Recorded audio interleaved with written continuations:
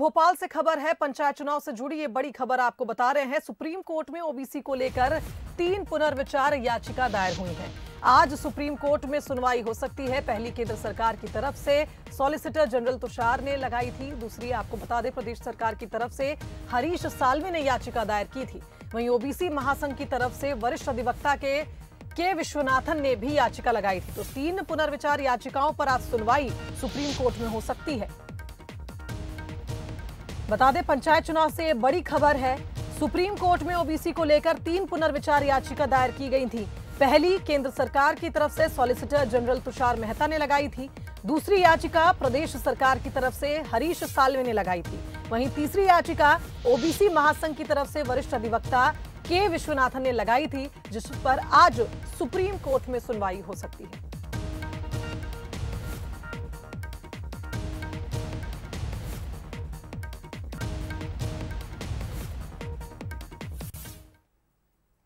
तो इस खबर पर हमारे साथ विशेष संवाददाता मनोज सैनी लाइव जुड़ गए हैं। आइए उनका रुख कर लेते हैं। मनोज जी, 3 पुनर्विचार याचिकाओं पर आज सुनवाई हो सकती है, क्या उम्मीद की जा रही है? देखिए, पंचायत चुनाव से जुड़ी सबसे बड़ी खबर है और लगातार लोगों को इंतजार है कि आखिर पंचायत को लेकर होगा क्या।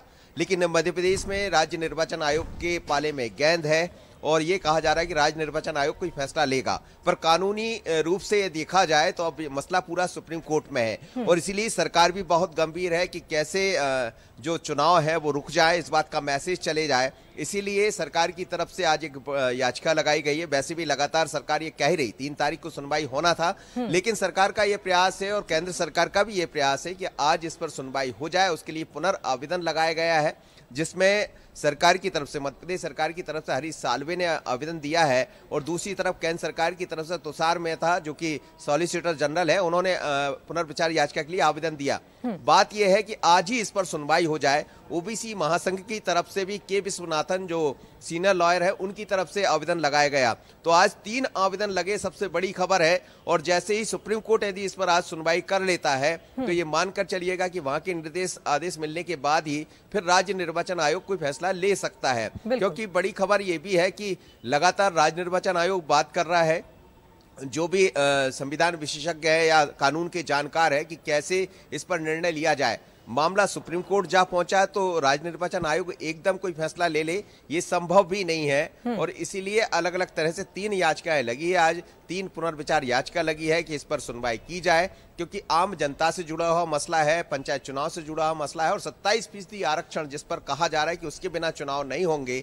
तो मध्य प्रदेश सरकार भी यही चाहती है कि इस पर सरकार की तरफ से तत्काल सुप्रीम कोर्ट में सुनवाई हो जाए और इस चुनाव को वहां से निरस्त कराकर सूचना दे दी जाए राज्य निर्वाचन आयोग को। तो जाहिर सी बात है कि फिर चुनाव को कैंसिल करना ही होगा। लेकिन अभी भी चुनाव में पेंच फंसा है।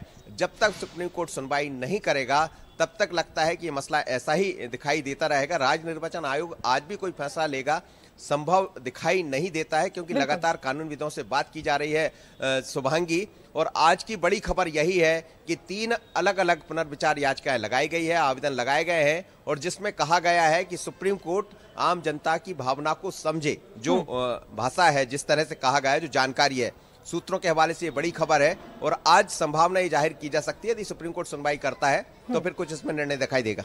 बिल्कुल मनोज जी, सही कहा आपने। उम्मीदें लगाई जा रही हैं कि जल्द से जल्द फैसला सुप्रीम कोर्ट सुना दे, ताकि निर्वाचन आयोग भी अपना फैसला सुना सके। क्योंकि निर्वाचन आयोग की ओर से भी लगातार यही बात कही जा रही है कि विधि विशेषज्ञों से राय ली जा रही है और एक ऑफिशियल ओपिनियन तभी निर्वाचन आयोग जारी करेगा जब तक इस पर पूर्ण रूप से मंथन नहीं हो जाता। तो ऐसे में देखना होगा कि अगर आज सुप्रीम कोर्ट में इन 3 याचिकाओं पर सुनवाई हो जाती है, उसके बाद निर्वाचन आयोग का फैसला कब तक सामने आता है। धन्यवाद मनोज जी तमाम बातचीत के लिए।